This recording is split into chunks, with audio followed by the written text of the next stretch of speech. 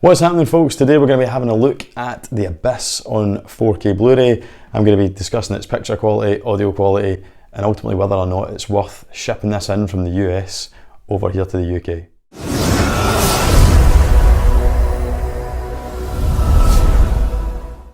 Thanks for sticking with us, folks. I'm Andy, the Electric Geek, and this is actually going to be the first of 3 reviews of James Cameron films that have made the jump to 4K Blu-ray. I'm going to be covering, of course, today The Abyss, but in future reviews I'll be doing True Lies and, last but not least, Aliens. So I haven't actually watched Aliens yet, but I've watched The Abyss and True Lies will be getting recorded straight off the back of this, so be sure to subscribe if you enjoy this one and you want to get my thoughts on True Lies and Aliens in the near future. But I felt it was important to start with The Abyss because back in 2003, over 20 years ago, this movie was released as a special edition on DVD, and to most people's amazement, it has never even came to Blu-ray.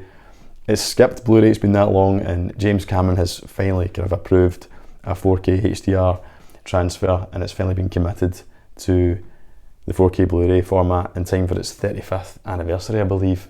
So for that reason, it's been a hotly anticipated release on 4K Blu-ray. Certainly some of my subscribers and the physical media community in general have been crying out for this for ages. I think it's also played a part in it becoming almost the kind of underground hit of James Cameron's, a forgotten hit, because for reasons I'll get into in a second, it's not even available to stream currently in the UK anywhere. So not enough people have seen this film as the years roll on. So it's important that now that it's on this new format and people can rediscover it, new generations can rediscover this cracking film from James Cameron. So the reason that we don't have it in the UK, I'll just cover that first, is due to the BBFC, right? So that's the British Board of Film Classification. They basically denied this being released in the UK. And the reason for that is because there's an animal cruelty scene in it. So there's a sequence in The Abyss, this won't spoil it, whereby a character is being persuaded to use this oxygenated liquid to go down to a really deep depth. Now basically what that is, it's a kind of like solution that he'll breathe in through his lungs, which is obviously completely alien to humans, but he'll extract the oxygen from it and he'll be able to go deeper in the water, basically in layman's terms. He's unconvinced and they test it on a rat, but it's a real rat. It's before the days of CGI and all that. So James Cameron's just stuck a rat in this little container with this oxygenated solution and basically caused it to almost drown, or it thought it was drowning. It's pretty cruel, it's quite torturous until the point where it starts to breathe the liquid and it survives, lo and behold, and the character's convinced in the movie to try it out for himself. He thinks he's kind of safe, seeing as the rat survived. It certainly didn't bother me, I wasn't offended by it. The rat survived, and I think the special features, James Cameron jokes about that it went on to live to the end of production anyway. It was absolutely fine. But the BBFC will not budge on this, and it came down to them saying, look, you're not going to get it released in the UK unless you cut that sequence. But Cameron thought, no, do you know what, it's important to the storytelling, it's important to the movie, so if I have to cut it, I'd rather it wasn't released. So that's why we don't have it in the UK, which is a pain, because loads of people are fans over here and they want it. So I had to get this in from the US. Now I got it from WOW HD, which I think is a UK based kind of physical media retailer online, and I got it pretty much at cost value. I think it was just $29.99. So that was ideal, and it came through, but they're not currently stocking it anymore. But I will put a link down for the Amazon US import should you want to pick it up. It's a bit more expensive, maybe like 35, 40 quid, but definitely worth it. But that's enough about the kind of history of why this isn't released in the UK. I can confirm though that it's multi-region in its entirety. So obviously the 4K is multi-region, but the accompanying Blu-ray is also multi-region. So if your player's not shipped or region free in any way, you're totally safe getting it and you won't have to have it modded. There's 2 cuts of this film. There's the theatrical cut and the special edition, which you get both restored in 4K. The HDR comes in the form of Dolby Vision if you're Dolby Vision capable, but obviously there's standard HDR10 on there, and the audio has been upgraded to Dolby Atmos on the 4K only. Not going to jump into the film in itself here. I do think it's a really good movie. I'd give it about a 4 out of 5. I think it's definitely worth checking out, and it's one of the better sci-fi films out there. From a movie making point of view, the underwater stuff is absolutely fantastic, and you can see how that's probably helped Cameron to go on and make like The Way of Water.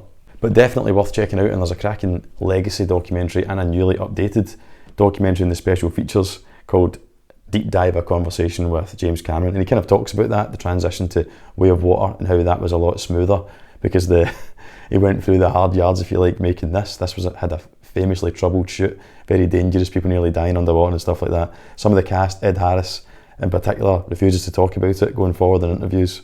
It was that bad. So the special features are really worth watching as well that are on there. But the special edition cut, in my opinion, is the best.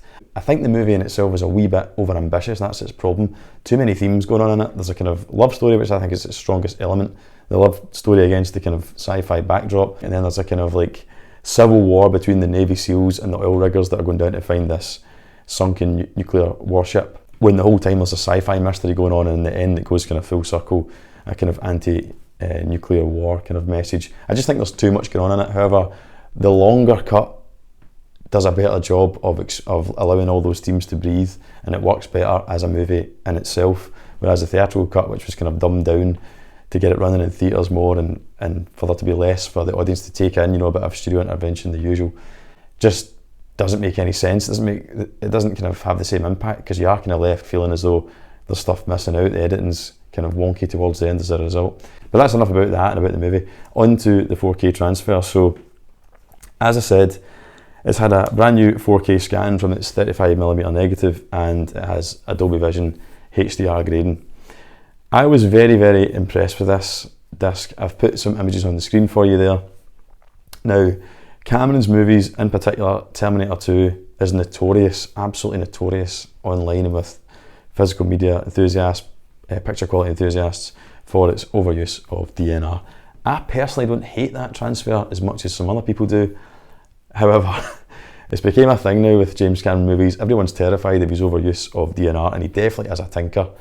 And that's a conversation in itself, remaster versus revision kind of thing. He's definitely more of a revisionist than a remasterer. But I must say I was very impressed with this transfer. There is DNR used. I mean, all 4K scans have an element of digital noise reduction. Sorry, I should have said that. DNR stands for digital noise reduction. And it's basically just because when they scan these 35mm prints, the scanning technology is so good now that it pulls a hell of a lot of the grain, probably too much grain, that you would, in comparison to actually watching that print projected old school style in a cinema. So they have to apply a kind of base layer of DNR, otherwise it wouldn't be watchable. But Cameron definitely goes above and beyond. He certainly did with Terminator 2, but allegedly that was to do with because they wanted a 3D version of that and stuff. That's another conversation. He's definitely used it here, but there is still some fine grain there, and it's a very satisfying image to watch, especially for something that was filmed in 1989. As far as the kind of colour grading goes, it's got an overall kind of blue, teal look to it, which is thematic because this movie's underwater, and blue's the colour that penetrates the furthest into water and all that, if you're into the science of it. So I think it's very thematic. Even the cover art there is kind of similar and echoes the colour palette somewhat. It's fitting to the movie, and when it comes to the reveal of the underwater kind of alien creatures, they have a kind of luminous to them. They have really bright colours in contrast to the kind of the dark abyss of the ocean. And HDR really shows that, the dynamic brights against the inky blacks of the sea, and it makes all those scenes much more impactful and like watching them for the first time. Hate to say that's cliched, but it is like watching it for the first time. So HDR is really evident in the abyss and really well used. Yes, there's a little bit of DNR here and there, but you can make your mind up for yourself. I don't think it's distracting, and it's nowhere near T2 level. So I think this is a very good job as far as the video transfer is concerned. Just a quick word about the audio. Now obviously if you owned this previously, you would have it on DVD, which I think had DTS maybe. It would definitely have a Dolby Digital 5.1, but I think it might have a DTS on it as well. But lossy versions of those two audio formats anyway. But now we have Dolby Atmos, and it's very, very good. Nice and loud, nice and dynamic. Feels like a modern Dolby Atmos mix. Feels like they've taken it right back, to those original elements and proper giving us something new as opposed to just a notional one. Particularly when the submarine kind of implodes and crashes at the beginning, that's really impactful. Proper envelopes and surround you. I have a 5.1.2 setup in here, and I felt completely immersed. So a kind of low end budget Atmos setup, but yeah, was totally enveloped by the sound. So yeah, it is noticeable throughout. I didn't have anything to compare it to, but Usually when I put older films on you can kind of tell, but the Atmos on this is really good, so it's an all-round upgrade as far as video and audio is concerned. Just briefly on the bonus features, I've kind of covered them already, but you can see there, never before seen bonus features, and by that it means the deep dive of conversation with James Cameron. That's about half an hour long, I believe, and the legacy one on it, which is called Under Pressure, Making the Abyss, which would have been on the old special edition DVD, so if you have that, you still have it, and it's not been remastered or anything here, it's still the original kind of below HD quality, SD quality, but a really interesting watch into the making of this very visually striking underwater sci-fi movie and all the kind of issues that they had, and you know, the kind of clever adaptive filmmaking techniques that they had to come up with on the hoof to make this authentic and make it work. So definitely worth checking out the special features. It is, I would say, an ultimate collector's edition like it says on the front there, and I think even if you're having to pay 35-40 quid for it, given that that'll be coming from the US and everything that's on it, it is worth your money. So don't sleep on it too long. If you get the chance, like I say, on Amazon, or maybe if you see somebody selling it in the UK on Facebook or something like that for a reasonable price, then I would definitely suggest picking it up. They've done a really good job with it. And just on a potential UK release, I wouldn't hold your breath, no pun intended, for a UK release. I don't think the BBFC will change their mind on that, and I don't think it's going to be, that conversation is going to be revisited anytime soon between the BBFC and James Cameron, so I definitely think it's worthwhile getting an input, because I don't think we'll be seeing this for a long time. Just for any American viewers out there that happen to be watching the channel, it does come with a digital code, this one, and it's of no use to me because I live in the UK and it's unredeemable. So if you're watching in North America and you want the digital copy, I'm not sure if it will come in 4K, it's probably just going to be the HD version. But if you want it, just leave a comment below. The first one to ask for it can get it, and I'll get in touch and send you the code over. But that's it for this review of James Cameron's The Abyss on 4K. The next review, which I'll be filming just shortly, will of course be True Lies on 4K, and this is a different story altogether as far as the kind of video transfer goes anyway.